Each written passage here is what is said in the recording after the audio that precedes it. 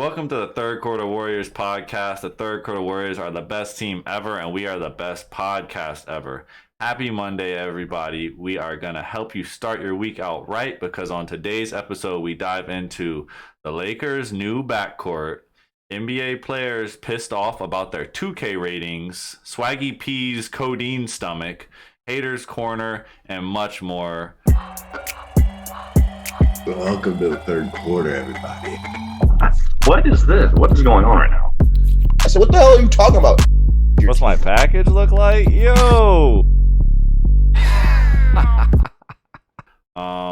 Let's start out with the Lakers. And I want to pass it to you because I know you're really in tune with the Lakers roster and you have some really weird takes, especially the one last week. We talked about it after you left. You think that Russell Westbrook is randomly going to be a good shooter now. So could you please just introduce us into what their new lineup looks like with Schroeder, and please further support talking about Russ being a good shooter? Yeah, so I think Russ, well, my opinion, not that it hasn't changed, right? I still think Russ, if he is on the team, he will be a good player. But the fact that now that, I think it was Bleacher Report or whoever, when they signed Schroeder, they talked about him. They had him, Beverly, Russ, and what's his face? Kendrick Nunn. I haven't heard Kendrick Nunn ever this whole offseason. So now that he's in the mix, I'm like, I don't know. So now I'm thinking that they're going to have to trade him, right? It just seems like it. You're bringing in all these guards. Where's all this time going? I mean, maybe Dennis comes off the bench. And obviously Kendrick Nunn's coming off the bench. This man's not starting because he hasn't played. So if it's Russ, Patrick Beverly, Dennis Schroeder coming off the bench with Nunn, I don't know where it leaves, Reeves with any minutes, knowing that they said that they were going to start.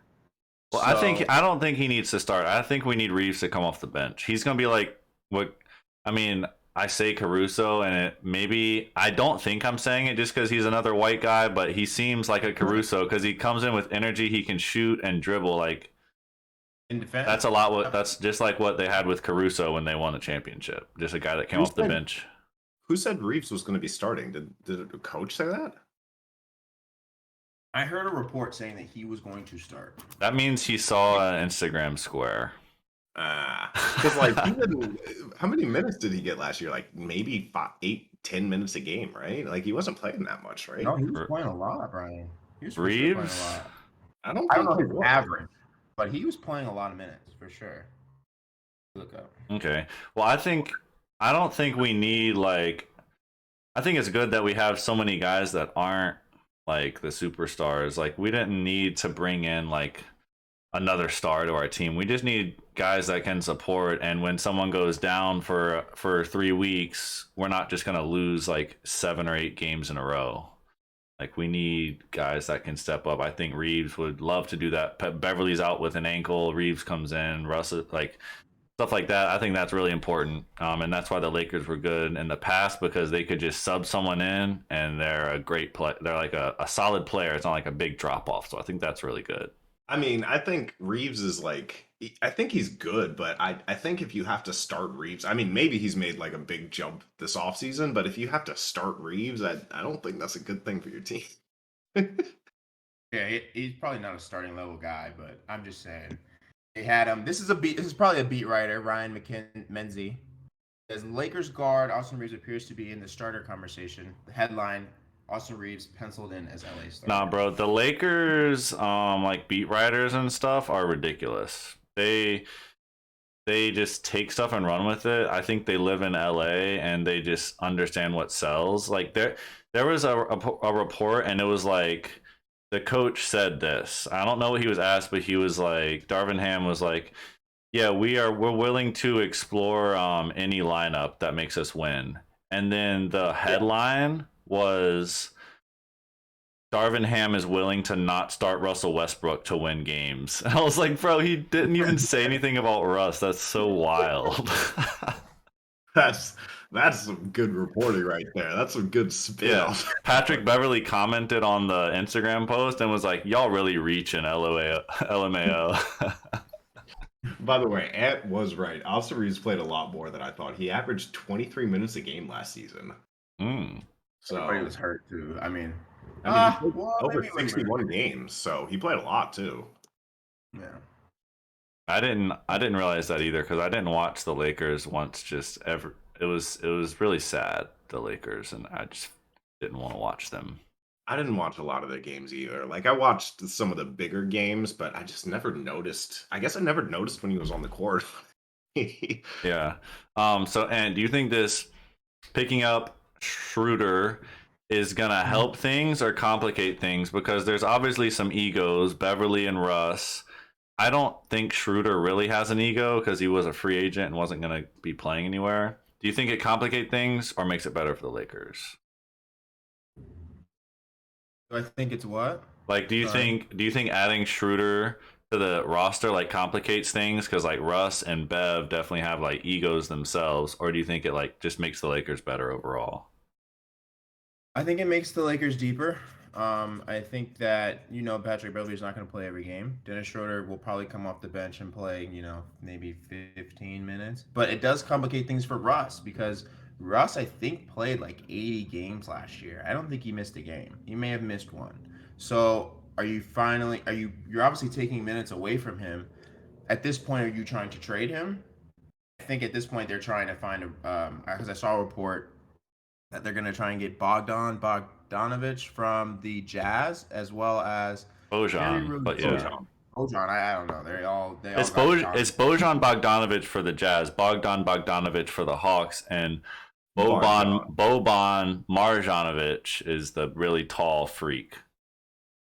Hmm. Okay. Anyway, sorry, go ahead. You're I saw good. that too with Terry Rozier. Yeah, so I'm like, okay, I could see that. Now you can see where the play is, where they're maneuvering things around. And they've got, two or three guards there at the point. They've got Kendrick Nunn, and then they got Terry Rozier. And I think that would be a good little backcourt for them. I just don't know if they're going to be able to pull that trade off. But it seems like they're swinging in that direction if they are bringing in Dennis Schroeder. And they're talking about Kendrick Nunn. So where that leaves Russ, I don't know. Is he going to go to Charlotte? Is he going to go to the Jazz? Probably the Jazz because LaMelo Ball's already there. So I don't know. I think We'll the see. Lakers like I I want to think we can win with Russ, and I really want Russ to win a championship because I've always liked him. But like, I Yeah. almost think the best choice for the Lakers is, I mean, obviously to start the season you want to win games, but like, if we look good, it's going to be really way easier to trade Russ than if we look bad and try to trade Russ. So like, if we're like 20-7, solid record, like then try to shop Russ. Don't be like, we're great. Like Russ like completes our team. No, be like, hey, Russ is still good. You want him? Instead of like, Yeah, like it'd be way harder value. to sell him at like we're 10-17 and we're like, yeah, take Russ. We need a guard that you have because he sucks. Like that's not gonna sell very well. I agree. Yeah. I think like I don't know, like I was thinking, and I don't know if it's because Russ plays so much or because he's just getting older. Because Russ, like, he is getting older, but he's not like old yet. He's not like actually, how old is Russ? Is he 30? He's like 34, right? Something like that. Um, But he is he's only 33. Yeah. He's not like super old. Like he was 32 last year during the season, I guess. So I was thinking like maybe the reason that Russ is like, coming up short on these dunks and just like airballing a lot of these shots is because not necessarily because he's lost a step, but because he's lost some of his endurance just from getting so old. And he's been getting older, not so old, but he's been playing so much that maybe if he had less of a role or didn't have to play every game, he wouldn't be, just banking shots off the top of the backboard and like trying to dunk and coming up with a layup instead. Maybe that's what they need. So maybe if Russ can play like 25, 28 minutes a game instead of 35 to 40 minutes a game, maybe he'll actually be a pretty good player again. that's true. Yeah. Yeah, I like But that. is he able to do it? That's all. That's really the question that we have, and he's never shown that he wanted to do that. So we'll see. I think he just wants to play 40 minutes till his knees fall Yeah, off. unfortunately. No, Well, seriously, I feel he's bad. I think this is his last season to like maybe play 40 minutes. I don't think any team will play him 40 minutes after this year. So I think this is people his are last. saying- Like, if they win a championship, then that will buy him another season to be the guy like that can play that long. But like, if they don't win a championship, he's not going to go anywhere that plays him 40 minutes. But I've been seeing reports that people are saying he's going to be out of the league if things don't go well this year. I would say that I would probably say that maybe a year ago just to be funny, but he's not that bad.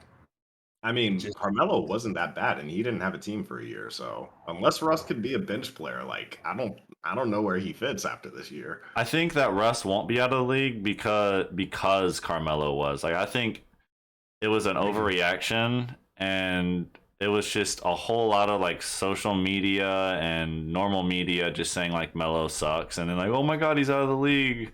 That's so crazy. And then they're like, they see he produced for the Thunder, the Blazers, and the Lakers, and they're like, okay, he is pretty good still, I guess. Yeah. I think that like they're no longer, now that like they saw what Melo could actually still do, even though he looked terrible before, like they'll realize that like a 34-year-old vet is better than like a new guy if you like need someone on your team right now. So like, and he's like an ex MVP, like obviously he's really good at basketball. So I want to go to this. So I saw this post and it was NBA 2K player ratings, and I just want to. Most of the players were super pissed about their ratings, which is just funny that they just get so mad about their ratings. I think most of them were pretty accurate. I want to read them off to you guys. I will go like Brian and then Ant. Like, say if you think this is appropriate or like it was like under or over what they should be or whatever. So the first one, Fred Van Fleet said, "I don't F with 2K, so I'm cool." He was rated an 83. Brian, what do you think about? Is that too high or too low, or it's good? 83 sounds about right. I think I'd be more worried about what they gave his 3-point rating because he's a really good 3-point shooter. But 83, I feel like that's pretty good for Fred Van Vliet. Yeah. How about you, Ant? He wasn't an all-star last year. I feel like his peak has been like 87. So maybe, but I feel like maybe 84, 85. But what is that like? Yeah. 2 free throw points? Like you're fine. It's not like you're an 80. Like you're not that bad. I agree. I just think it's funny that they get mad about it too. All right. So Bam said about his rating, he said it is what it is, and he was rated an 87. Do you think that's correct, Brian? So. He said it is what it is, like in a bad way, because I feel like that's pretty good for Bam. I think that's I was gonna say that, but like I think Bam would be like, in my opinion, I think he's like 85, maybe 84-ish around there. So 87, I feel like that's pretty good. Yeah. It's definitely hard to make these realistic too, because a player like Bam doesn't really have any holes in his game, but you can't like make him a 95, even though has like great ball handling, great shooting, great scoring, great defense. So if you just gave him his actual ratings, he'd be like a 95, which in an actual NBA game, he doesn't play like a 95. Like he's not the best player on the court. Though it's definitely, they definitely have to like lower ratings based on that too, I feel like. Yusuf Nurkic said, to be honest, I don't really care. I did it at the beginning of my career, but now it's just a game. 2K should care more about how players look to appear similar to their real life selves, because only a few of them look realistic. That sounds like he's really salty and just trying to throw shade on the game. He was rated an 82. What do you think about that, Brian? I feel like that's kind of high. That dude's not. Yeah, I don't think I would have put him in like the 70s or something, like high 70s. Yeah. And you think that? He's an 80 to me. Like, or not even I don't even think he's borderline all-star, but like he's like an 80. Yeah. Because he is skilled. He's just always hurt, and I think that's lowered his, because he hasn't had much production. Yeah. Yeah. I could see him honestly being better than an 82 if he had been playing, but like you gotta play and you gotta put up the stats and you gotta win games. Your team was terrible last year. Yeah, he was a okay player on a really bad team. So like, yeah, it's all based on last year, right? I mean, I guess, and then like they update it as the season goes. So I mean, maybe There's always room to improve. Yeah. Josh Hart said, "At least I'm finally a damn 80. I don't really play 2K. I don't know. I'll just keep going higher." He got rated an 80. What do you think about that, BBS?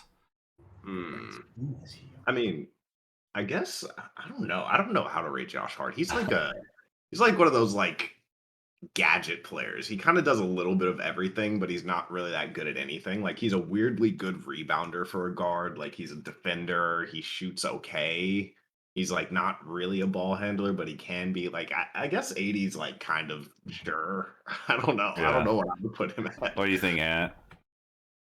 I mean, I think 80 is really good. I feel like that's like the highest he's been rated. I mean, I don't even know what team he plays, but I think it's the Blazers. But I think like Brian said, he's a Swiss Army knife kind of player. You can fit him in to play the 4. You can play the 1.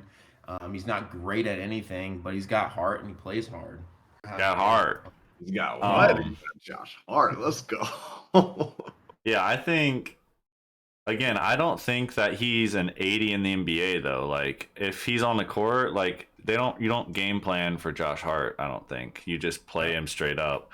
But then at the same time, he's really good at like ball handling, great on-ball defender, can shoot pretty well, like can drive and finish through contact, but like they can't make him like a freaking 89 because like he's not that good. So it's it's like they make their actual ratings and they're like, he has all this, but we're just gonna still make him an 80. So doesn't make sense to make him higher than that. I think that's fair. Bogdanovich is next. He's an 80. He was pretty positive about it. He said, "Let's see at the end of the year what the ratings will look like. 80's not bad for the beginning." So I mean, I don't know. He seems like he doesn't really care. He was like, nice, cool. I feel like a lot of if it's definitely based on last year, like again, Yusuf Nurkic, like he gets hurt. Bogdan got hurt towards the end of the year, didn't play well. Even like Bam, like they talked about him even in the playoffs, like he would like taper off and he just wouldn't play. He wasn't playing up to the level that he was playing in the regular season. So I can definitely see him being an 80, but I think he is like an 83. Like just me personally, I think he's an 83 when you have him at full strength, playing at his best, 83, 84. But right now, 80 seems pretty good. Yeah, I'd say probably 80 is pretty good. He's like a younger player. I don't think he's super young anymore. I think he's like 25 or something, but he's like younger. He still has a lot of room to improve. Like I think his role's kind of I don't know if his role's expanding now that they have DeJounte, but his role was expanding a little bit more. Yeah. So yeah, I think 80 is pretty good. Yeah, I don't know exactly how the overalls work, but I think he could be a little higher than 80 just because he shoots really well. And like in 2K, if you have a guy that is just like always knocks down open shots, like that's really good for your team. So yeah, I think he could maybe be higher than that. He might be. I don't know what his other stuff is. Like I've never really watched him play much other than his scoring. Like, he might be bad on defense. I don't know. Yeah, he's not a good defender. Okay. Malik Monk is a 76. He said, "I don't play the game, so it's all good." And what do you think about Malik Monk's rating? 76. He's so inconsistent. 76. I really feel like he's a 70. 76 is low key kind of low. Just cause I mean, like you said, John, like when you watch him play, like super athletic, defend if he wants to, shoot, and you're like, he screams 80, but like he's inconsistent, young, doesn't defend all the time, probably loses it on defense, so 76 seems okay. Yeah, I feel like it should be a little bit higher. Like he had a stretch where he was like carrying the Lakers scoring wise when Bron and AD were out. I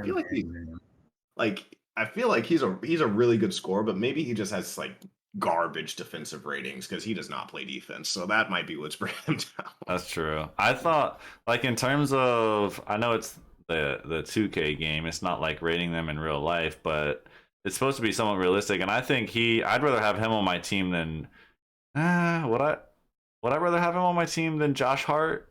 I don't know. Josh Hart seems like a guy that could plug in anywhere. I think I'd rather have Josh Hart. I take that back. So I think 76 makes sense just based on like his usability. He's more skilled than a lot of players that are probably ranked higher than him, though.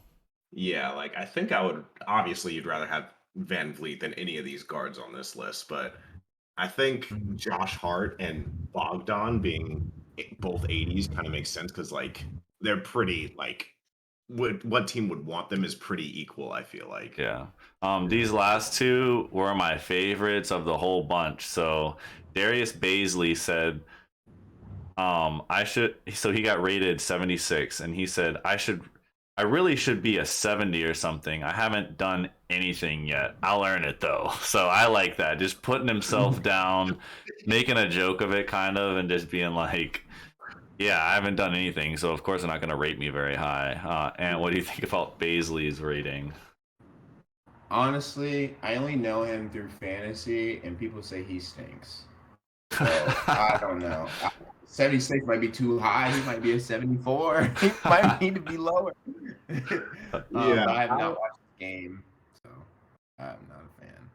I watched some Thunder games last year because I had I think I had Giddy for a while. I had some players on fantasy from the Thunder, and I would pick up and drop their players all the time. Darius Baisley played a lot of minutes and got like no stats. He's like one of those players that's purely intangibles. Like he doesn't really rebound that well. He doesn't score that well. He doesn't pass that well. He doesn't like block shots or get steals. Like he's just on the floor, and I guess he's good. I don't know, but he doesn't like accumulate any stats. He's just on the floor. Hey, no one does that better than Tony Snell. He's had like 3 games where he's played like 30 some minutes and had 0, 0, 0, 0, 0, not even a rebound. I'm like, what did you do? Yeah, Tony Snell is that dude is. I need to see like the intangible stats on his, like, did he set screens or something? Like he didn't. How many feet he spaced out the defense? I don't know. He had to be out there for a reason. This last one is Danny Green. He was rated a 73, and he said, I haven't played the game, so it's hard to give a response. I don't know what the average rating would be. So I like that. That's something I would be like. I'd be like, well, we're gonna have to let the numbers come out and really test what the average Nah, like they just gave him a trash rating because he sucks. He's trash. He did not play well last year. I think that's too high for last year. He's the streaky. What do you say? I'm trying to remember when last time he was like really relevant. Was when the Lakers won a championship.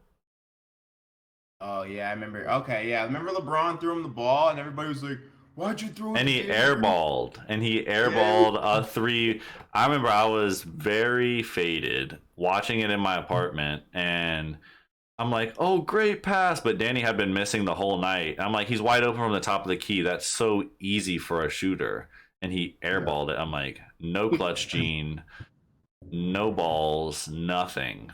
And he's like the most streaky shooter that's ever been considered a great shooter, I think, because I remember when he was even on the Spurs, they were playing against LeBron, like he would go like 0 for 14 for like 3 straight games and then hit like 7 for 7 the next game. And I'm like, he's so streaky. I don't understand it.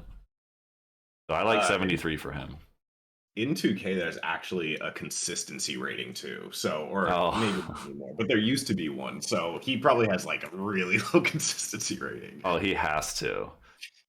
Moving on to this next topic. So I don't know if did you guys see Swaggy P was in a boxing match against, I don't know who the other person was, but he literally had the biggest, what I have to assume is a codeine stomach, because he probably just drinks cough syrup all day or something.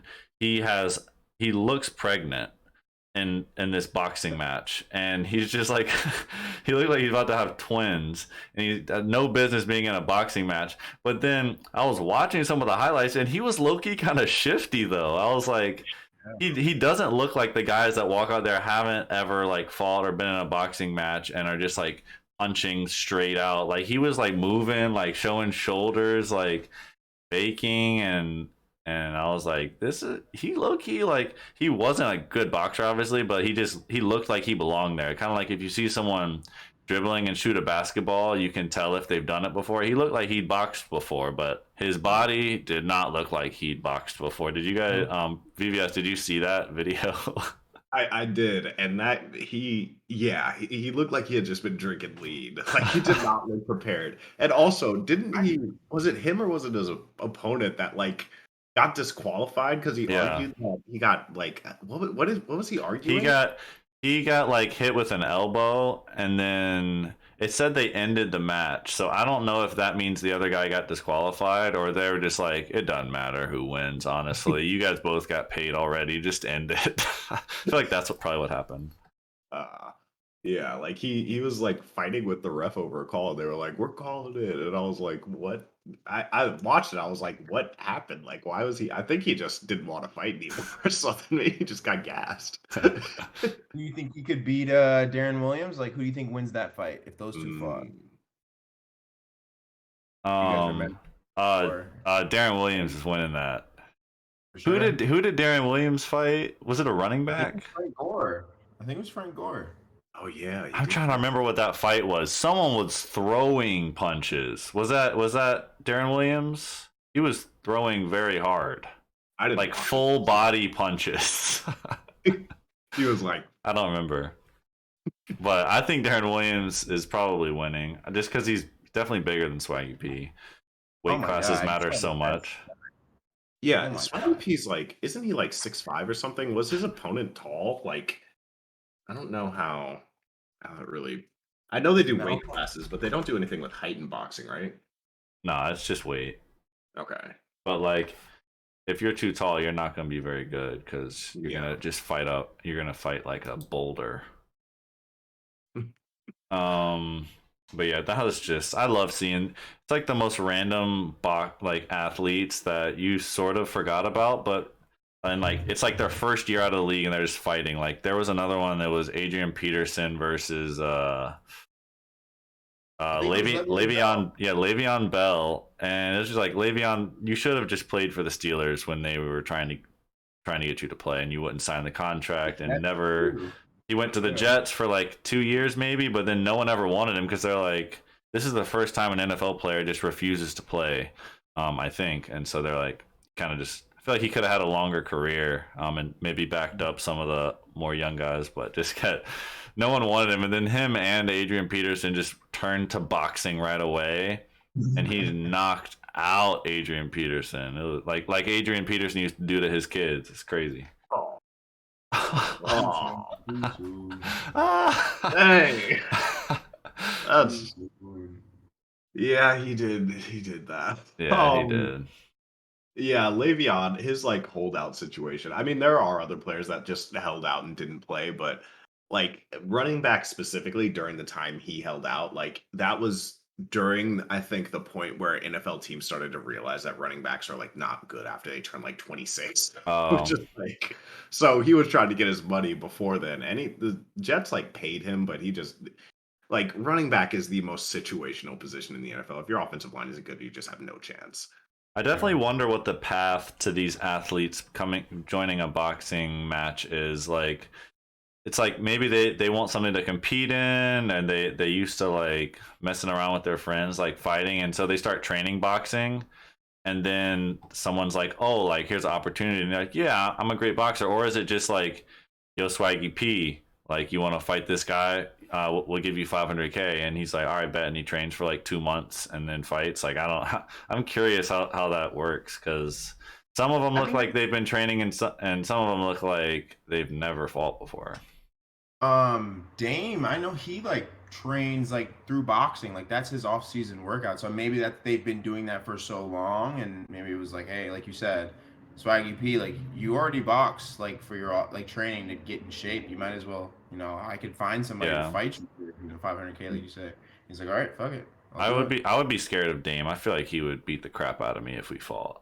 Like he seems like he'd be really good at it. He's low key intimidating like that. I don't know. I'm afraid of Dave because I'm sure he's got a lot of pent up frustration from playing for Portland for all these years. That's actually true. Speaking of scary athletes, this brings us to our embrace debate for this week. I just thought about this one because I just keep seeing news about Aaron Donald like assaulting people on the football field. Who is a scarier person to you guys? Prime and Ndamukong Suh or like current Aaron Donald? BVS, I'll let you start. But both of these guys have done some crazy things on the field, probably off the field. But who do you think would be like scarier to run into like when they're mad at you? Like just person, not as a player. Yeah. Like they're gonna beat the crap out of you. I don't know. Like the thing is, like if the person's already upset at you, I think I'm more afraid of Aaron Donald because Aaron Donald literally can bench press 500 pounds. Like that, he's like the strongest person I've ever seen play football. Like Ndamukong Suh was a mean guy, but he was like dirty. Like he would take cheap shots on players, and I feel like dirty people actually aren't as like brave as just like strong people. As weird as that sounds, like dirty people will, like hit you when you're not looking or like take cheap Yeah. shots at you. But like players like people like Aaron Donald, they like want you to see it coming. They're like, I want to fight you. I don't want to just hurt you. That's I'm true. gonna go with Sue for sure. Sue. I like your point though, Brian. I look at it the other way.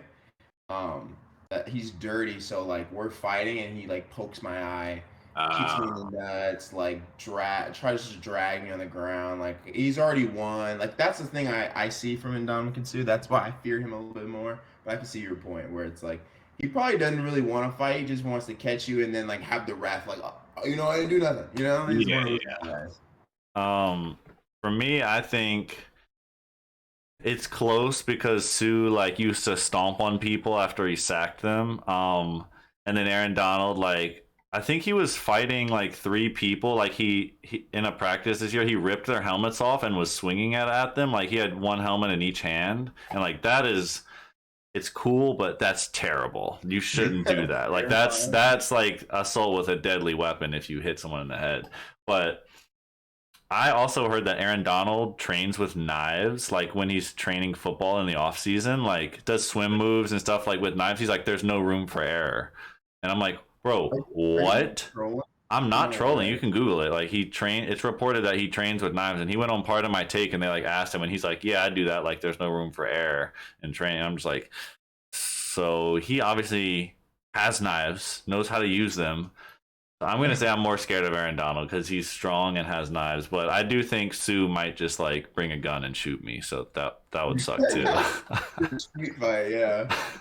Wait, what does that mean? Trains with knives? I don't Like know. the guy that he's training against, like is trying to stab him while he's moving. Or, like, what's He's got happening? cuts, Brian. He's just got cuts all over the place. all, Like, all I know is he trains with knives, bro. That's the entirety of that story that I know. That's wild. Definitely has to be true too. All right, let's move on to my yeet culture for this week. This is a more personal one. It doesn't have to do with NBA or anything, but this is a segment where we effectively cancel a person or thing because of one single thing that happened. So I was driving. I live in Virginia. I was driving in Fairfax, and it was kind of trafficy. It was like during rush hour, and there's 2 lanes of traffic on my side, 2 lanes going the other way. There's a sidewalk on both sides of the roads. Like we're near a neighborhood, so there's sidewalks. And there's this guy running shirtless on the street towards me, like towards in our lane, like just running, not like running from something. He's like working out. So he's running shirtless in the road towards traffic. And so it makes traffic even worse because everyone's having to drive around him as he runs towards us, and there's a literal sidewalk on both sides. And I was so mad, and everyone was like honking their horn, and he was just like running, and I was like, what type of person do you have to be to think that that's okay to do? To like, it's one thing to run like in front of us and like run the direction we're going, and that's annoying too, but to run at us and we just have to actually drive around you because we don't want to freaking hit a pedestrian, and there's a sidewalk 3 feet to your left. Like I was so mad. I was like, I've never seen anyone just have zero regard for just every other person in my life. So I gotta yeet that guy. I should have hit him, honestly. I didn't though. That would have been the perfect game. Maybe that's what he wants. All Maybe right, he's going for some we don't insurance know claim. what is vehicular manslaughter. Yeah, maybe he is going for that insurance claim, low key. That might be meta. I might actually try that now. Maybe he's onto something. He's invented a new meta. Yeah. Now we're gonna introduce this new segment called Fantasyland. This segment is our time to pretty much talk NFL. We'll update y'all on fantasy, NFL news, Commander talk, because we're all Commanders fans except for Ant. The Commanders play the Lions this week. Let's go Lions! Ant is like kind of a Lions fan, not really. Doesn't claim them when they're like 1-16. But I was gonna ask Kenneth how they feel, but he's with the fam right now. So VVS, how do you feel about this upcoming Lions Commanders matchup? The Lions, I think, are currently favored by 2 points. Oh, really? Their first time being favored in 24 games. Mm-hmm. I'm surprised the Lions are favored because I feel like after last game, like, yeah, the Commanders were against the Jaguars and like we barely won. So that doesn't look great for us. But I mean, Carson Wentz threw 4 touchdowns. Antonio Gibson looked really good. Our defense looked sus, but I think people are also a little bit lower on the Jaguars than they should be. Like, I don't think Trevor Lawrence is a bad player. I think Urban Meyer was just literally the worst coach in NFL history. So Yeah. I think the Jaguars are a lot better now. So I feel like that if there's a money line on that that's favoring the Lions, I would go Commanders all the way. And me saying that's a big thing because I am the biggest Commanders disbeliever. I'm a fan of this team and have been a fan my entire life. I've dealt with so much pain with this team. I don't believe we're good, but I believe we'll beat the Lions. So Brian VVS has been hurt by the Commanders so many times he won't attach his heart. It's like someone that's afraid to get in a relationship again because they just got out of one and it hurt. That's how he is for the Commanders. Like every game, he like wants them to win so bad, but like doesn't want to think that they're gonna win. I'm so hurt. Like after Robert Griffin getting injured was such a blow to my heart.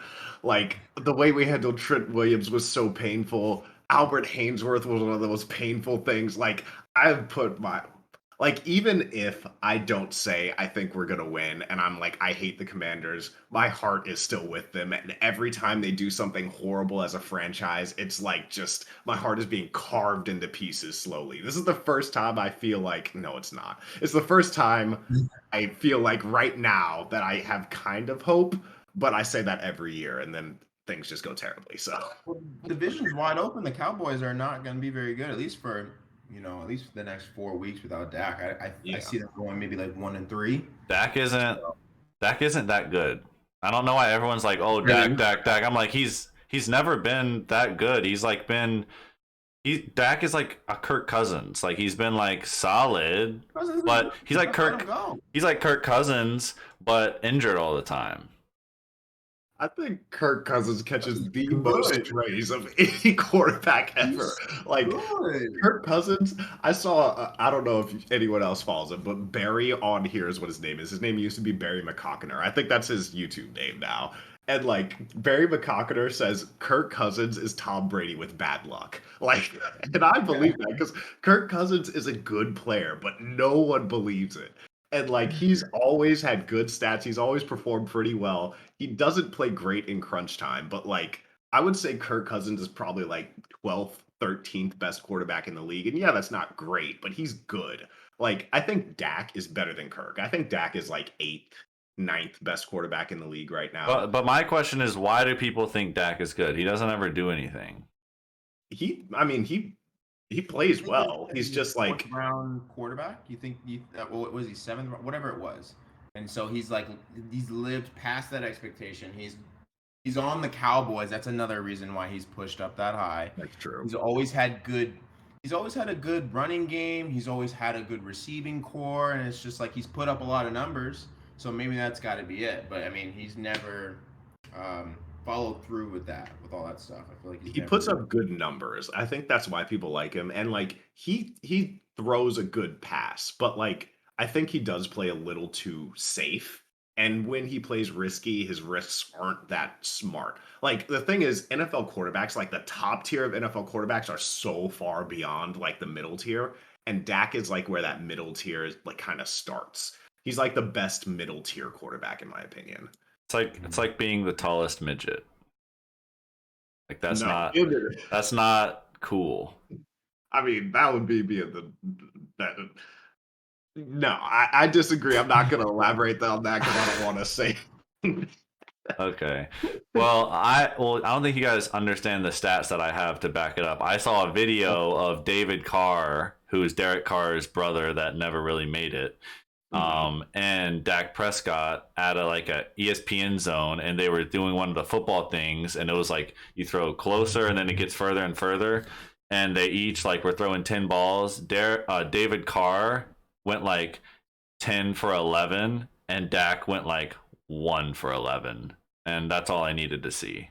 He's not good. That's all you needed. That's all I needed. That and oh my god. And him, if he's so good, he shouldn't struggle in the NFC East every year because we're the worst division.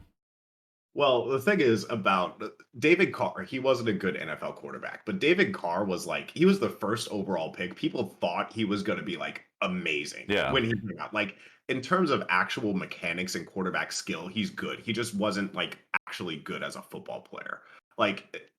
Being able to throw the ball well in a game, a good quarterback. It's very different. Okay. Well, I just wanted to. I don't even know how 1 for 10 or 11. That's really bad. I kind of want to see that. Yeah, I'll send you the video after this. Or just search David Carr, Dak Prescott football. I saw it on Twitter yesterday. I don't know how we got on the Dak topic, but let's talk BVS. You had some news about Tom Brady's looks that maybe you wanted to share with us. So I sent it in our group chat earlier today. I don't know if you guys got a chance to see it, but Tom Brady, we all know he got some work done during his sabbatical from training camp. But he came at a press conference, he looked like skinny, weirdly skinny. He looked like what's his name? That actor, Timothy Chalamet, almost. His cheeks were sunken in. He looked malnourished. And I'm not sure what's going on. I've heard reports that him and Giselle are struggling in their marriage, and being skinny as a 45-year-old quarterback sounds really bad. It sounds like you're just begging to get injured. I don't know what's going on with him. Did you guys see that? I did see the picture, and I do think that him and Giselle are probably having problems, and it has 9,900% chance that is because he finally told her he retired after unretiring twice before this, and was yeah, I'll babysit the kids. Giselle, go do your supermodel things and pursue your passions now that I'm not in the facility for 12 hours a day. And then he was home for 2 weeks and he was nah, bro, this ain't it. I kind of want to play football. And she was wow. And so that 100%, all jokes aside, she's probably upset about that because she thought he was going to retire. And I can't blame her for it. Their kids aren't getting no younger, and he doesn't need to keep playing, but he has a disease that he can't just walk away. Andrew Luck, it is impressive that he could be as good as he was and be and love football as much as he did, and then just be you know what, I'm good. I got a lot of money. I don't want to take any more injuries, and I'm going to walk away. Tom Brady has none of that ability to say, oh, I've had enough. Same with Nick Saban. He's won 100,000 championships. Dude should just retire and go play golf. He can't. He's addicted to playing football and beating people. Following up on that Nick Saban thing, I've actually seen reports that Alabama fans essentially pay for Nick Saban's entire life. I saw a report that Alabama fans bought him a house, bought him a home when he was thinking of going to the NFL or something. There were rumors about that. They were we will buy, and it wasn't just a house. It was a $5 million in Alabama house. Oh my god. The stuff that they will do for that man, he's God over there. So I kind of don't blame him for still doing Bro, it. if he retired, he would still get that treatment, I feel like. Oh, yeah, he's a god. He's a god in Alabama. He could probably be whatever the highest governor, mayor, whichever one's the higher one, he could definitely be that in Alabama if he wanted to. Oh yeah, and he's making $12 million a year right now as a college football coach. He would have a lot of money for that in-state campaign. Like he would Yeah. destroy. All right. Herbert versus Mahomes. Injuries, outcome, and the big. And I actually didn't watch this game. And did you watch the Chiefs Chargers game? No, it was on Amazon Prime. Like it wasn't on like anything. And The I heck? couldn't pull it up on Streamies, so I didn't get the chance to Bro, watch it. Amazon But it was is a taking cover though. Amazon is taking over everything. That's Yeah. crazy. Yeah, Ant hit me with that under. I was like, I don't think it's gonna hit. And then it hit. Like you're right. Like Oh, let's go. the Chargers defense is crazy. Like Von Miller and Joey Bosa, that combination is scary. Like almost every play, Patrick Mahomes was running for his life. He still made it happen because like Patrick Mahomes is. They got Khalil Mack too, don't they? Oh, that's who it is. Khalil Mack. I keep mixing up Von Miller and Khalil Mack. They don't have Von Miller. They have Khalil Mack. So yeah, Khalil Mack and Joey Bosa are like a crazy combo. They're so good together. But yeah, I guess neither of you guys watched it, so we'll skip that one for now. But Herbert threw an interception touchdown in the fourth quarter when they were on the goal line. Like he threw a 99. Gabe Everett. Yeah, because Gabe Everett was like tired. Okay, I saw that on TikTok. Yeah. Like was the play tired. before, Gabe Everett was like waving himself off. He was like, "Take me off the field," but they were running the hurry up, so he couldn't get off. And then they threw it to him, and he just like he was gassed. And it was like, oh, and the guy picks it off, runs it back for 99 yards. Like that's just, It's not like he's Antonio Gates. Like he's not the best tight end in the world. Yeah. Like the Chargers history, just go somewhere else. But like you Yeah, said, like- it's hurry up. So they thought he was open. He ran a half-ass route because he was tired, obviously, and they picked it off. like I can't blame Gabe Everett for doing that. I don't know if Herbert saw him say that he was tired and needed to come off the field, so I don't know if I can really blame that either. But I feel like that's coaching. The coach has got to be like, nah, we got to call a timeout. We got to do something else. We can't run this play right now, especially if it was called for him. Yeah, like you said. This next topic, BVS, I'm gonna let you touch on it, but I just want to read you guys what BVS wrote for this next topic. Aaron, it sounds like a hit piece. Aaron Rodgers, has his enlightenment killed that dog in him? Does he have no help, or is he just old and washed? BVS, please tell us. So Aaron Rodgers came out week 1. He did not look good. I watched not the whole game. I think I fell asleep for part of it. But like first play of the game, they come out, they throw a bomb to this rookie receiver. Allen Lazard's his number one. He's out. He was out last week. They throw a bomb to this rookie receiver, 6'5", fast. He like torches the guy. Breadbasket throw, perfect throw, just drops it. And you saw Aaron Rodgers like after that, he was just like, he walked back to the huddle. He walks back to the huddle, and you can tell the entire rest of the game, this guy's like, I don't want to do this. Like you can tell he's so checked out. Like that play took the wind out of his sails like I've never seen it happen before. So I don't know if you guys watched that game, but after that, Aaron Rodgers did not play well. Like he was throwing dump offs. I think he threw like 2 interceptions, which is a lot for Aaron Rodgers because throws like 7 a year usually. Yeah, he had like 8. He had like 8 or something maybe last year. Like total. Yeah. He throws like under half an interception a game for his career or something insane like that. So that's kind of wild. And he's getting 38 years old. He was on the what's Presley's podcast called? Sunday Conversations. Sunday Conversations. I don't know if you guys saw that, but he was talking and he talked about his enlightenment. That was hilarious. He did a podcast run after he went and did ayahuasca in South America. He went on Pardon My Take, Joe Rogan, Sunday Conversations, Bussin' with the Boys. He goes on Pat McAfee's pod once a week, like every Tuesday, I think.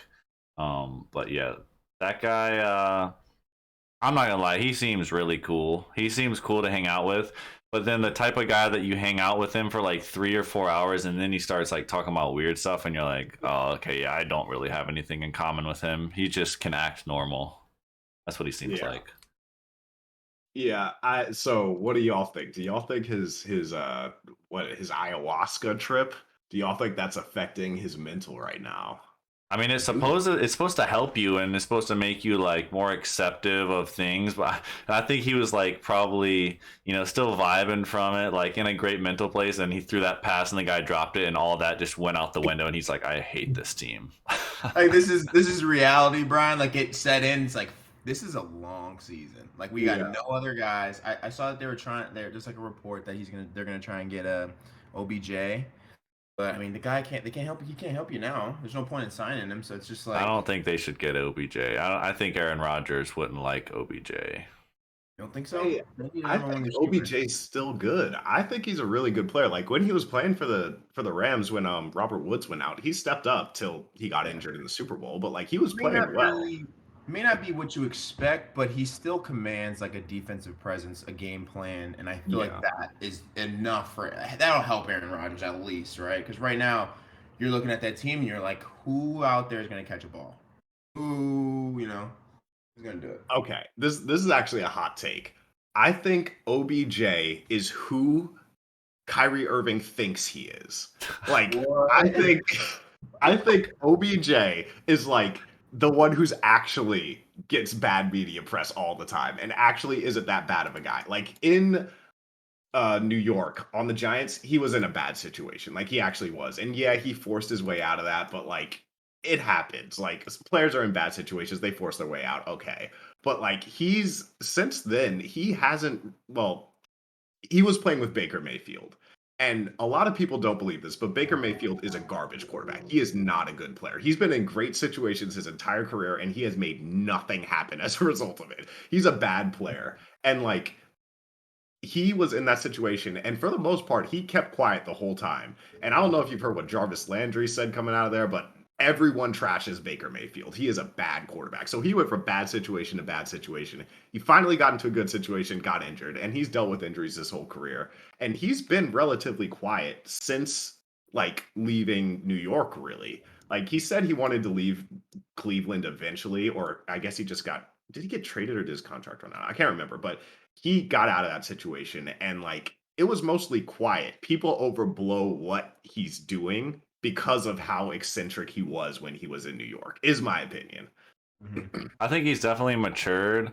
I think he definitely kind of weaseled his way out of Cleveland though. Like I feel like he was complaining a bunch, or I feel like one of his parents might have been like on social media talking about it. His dad, saying that he was a bad quarterback, and he had a film, bro. Remember this was like I remember that film. It was like these are all the bad passes he threw to my son or something. And like, no, he was missing him. Like Odell was wide open, and Like the thing is, Odell wasn't the one saying this stuff. Like it was media and his dad, and maybe he told his dad to say that stuff. I don't know what was actually going on, but like it wasn't coming from Odell himself. And I think like he created a reputation in New York that's just followed him his entire career. And now teams are a little afraid of him. I think honestly he's just asking for too much money. Like if he takes a 1-year deal somewhere, I think he makes that offense better regardless of where he goes. Yeah, I think he's a good guy. He seems like off the field he's a good guy. It just, you have to treat different cities differently. Like if you're in New York, you're gonna have some raging fans. It's almost like playing in Philly. Like you're gonna have fans that don't want to see you complaining on the sideline because like most of the people live in New York in the ugly, and they just come and see football, and then they see you complaining about like your $15 million contract, and they're like, I hate this guy. Go to Cleveland, same story. They're like, we always suck. We know we suck. So don't complain about it. And maybe he didn't. And then obviously he's really happy on the Rams. Wait, is he on the Rams right now, or he signed a 1-year deal last year? Okay. It was a 1-year deal, so he's a free agent right now. Okay. I think he's asking for too much money. Well, yeah, I think you're right, Brian. I think he wants another long-term contract, but people are like, we don't know if your knee's okay. So yeah. I think you're right. He needs a 1-year deal, another prove-it deal, and then maybe if he plays well and can not be injured, maybe he'll get a 2-year deal or a 3-year deal. But he's probably only good for another 2 or 3 years, maybe. Yeah, the NFL is that's different than the NBA. After you get to 30, if you have injury history, you're not getting a deal longer than 2 years. Like it just doesn't happen anymore. Even Von Miller, like he had a 1-year deal with the Rams. So Rams, right? Yeah. And then he got a 6-year deal with the. Oh yeah. Crazy. One receiver that actually was really good young and then ended up being really good when they were old as well was Steve Smith. If you remember, he was a beast on the Panthers, and then he went to the Ravens and put up monster numbers for like 2 years, I think. And I was just like, I didn't think that he was still this good, but his routes were just crazy. Like, no, literally, cornerbacks just couldn't stay with him at all. It was like I guess his footwork is just nuts because obviously he probably got a little slower. But maybe OBJ can be Steve Smith reincarnated. Who knows? It's surprising to me that Steve Smith's career lasted as long as it did, because he literally broke his cornerback's eye socket during training camp one year. Like, and it was, I can't remember who it was. It's when he was on the Panthers, but their best cornerback, he got in a fight and broke his eye socket. The cornerback was out for like 4 weeks. Bro, that's So I'm surprised. Like, he got in a fight and just punched him, and dude was out. Like, that's why I was surprised his career lasted so long. But yeah, he was great. Like, if he's not snubs, he's probably a Hall of Famer. Like, he's a great player. well, you know why he made it so long is because he got that dog in him, bro. That's why he punched the cornerback.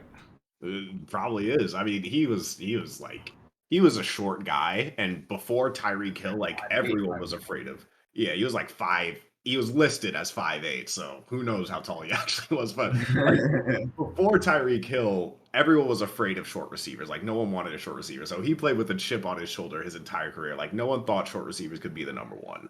Yeah. All right, let's move on to the haters corner. This segment is VVS's time to do what he does best: expose people, things, and places and give them their well-deserved hate. VVS, who should we hate this week? So welcome to the Haters Corner, first of all. Today is a special day because this is someone who hasn't been in the spotlight for a while and is coming back into the spotlight for all the wrong reasons. Today we're hating on Brett Favre because this guy is the worst, and he has been the worst for a very, very long time. And he got lucky because he was the worst during a time in the NFL and during a time in general media when you could get away with being a bad person and no one really cared. Like, he played from, I think he was drafted in the late 90s and he played to the early 2010s.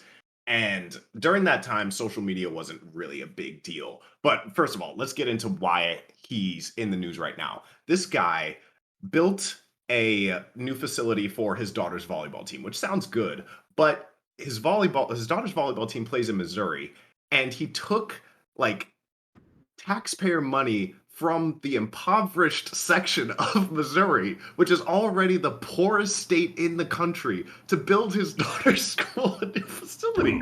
And first of all, I don't know how he qualified for that. I guess Missouri lawmakers just love him, but like, he literally reverse Robin Hood Missouri. Like, he took from the poor to give to a institution, like a wealthy college institution, when he already had money to do it himself if he really wanted to. And this, like, isn't the first bad thing this guy's done. He was in the news for a long time when he was making the shift to the Vikings from his Packers days for sending dick pics to like people. And it wasn't just people, he was sending them to like female reporters that would interview him. Like, it was bad. And like, I understand, like, we gotta ban Deshaun Watson for doing what he did, but like, this is like, I don't want to say it's worse, but like, from a workplace perspective, he literally was creating a hostile work environment for these people. Like, the people that Deshaun Watson at least were outside of the NFL organization. Like, why did the NFL not do anything about Brett Favre literally sending these pictures to like people within the NFL sphere? Like, these were his colleagues. You have to be, there has to be something wrong with you mentally if you don't know a girl or aren't like romantically involved with someone, and you just think, oh, if I send them a picture of my penis, they're gonna be interested in me. That will never work in the history of life. They need to be interested in you and ask for it. Like, without consent, it hurts your chances. Yeah, like, oh, this weirdo just sent me a dick pic.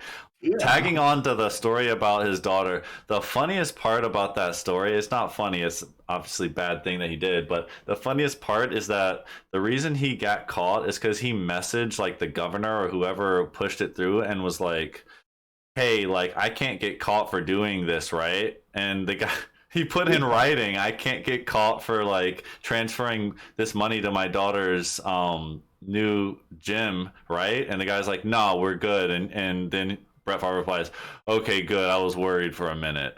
Like, you just put in, he just put it in writing that he did it.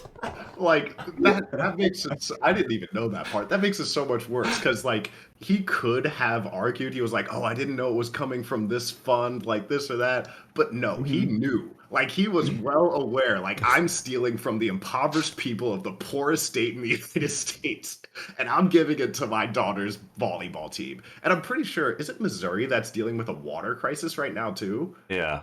Like, he could, like, they don't have money to pay for water, and they spent $5 million on a facility for his daughter's volleyball team. So... Like, that is the worst thing, like, possible. And then, even on top of all these bad things, like, he's been married for his entire NFL career, or at least the majority of it. So when he was sending these pictures to these reporters, he was married to his wife, so he was cheating on her then. He also cheated on his wife when she had cancer. Like, this guy is the worst person of all time. Like, he is such a bad person, and somehow everyone still loves him. Like, he still has this Wrangler deal.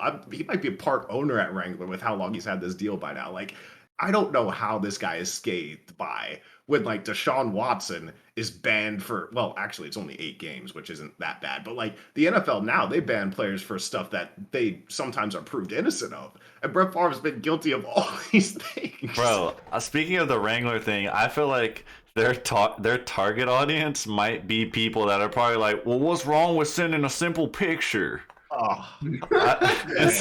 And so they're like the men that buy our jeans are like farmers, but if they're farmers in Missouri, they might not like him anymore. So especially farmers, because farmers are probably part of the impoverished people that money would have gone to. Exactly. Yeah, exactly.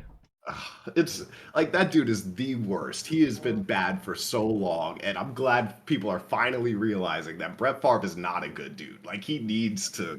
I don't even know what people can. I guess maybe you can send him to jail for what he just did, but like, he needs to face some type of consequence, because all he had to do before, like, he literally just made an apology when he was sending the pictures to his coworkers, and that was it. Like, everyone was just like, well, that's it.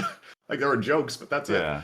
He's a bad guy. I also just don't quite understand how that's possible, how that much money can just be pulled from a welfare fund and go to like a college. So like, there had to be multiple people involved in doing that too, or knowledgeable of it. So those people suck too. Like, yeah, I mean, I think it was the mayor who he was texting about that. So obviously the mayor was involved, and then whoever runs the budget there, the mayor had to tell them that. And I hope it's not more than just those 3 people, but it probably was. Like, there were probably a bunch of people. I could lose my job, but it's Brett Favre. Oh, okay. Well, write it off. I think there has to be more stuff going on too. Like, maybe that's why Missouri is like the most impoverished state, because this is going on. This isn't the first time it's happened. It's just Brett Favre put it in writing this time. Yeah, I mean, they're probably mishandling funds all over the place. Maybe if they actually use their funds to, like, I don't know, give their people water, it'd be the poorest state in the U.S. But yeah, that's my haters corner segment. So that was a good one. I definitely hate Brett Favre now, so it worked.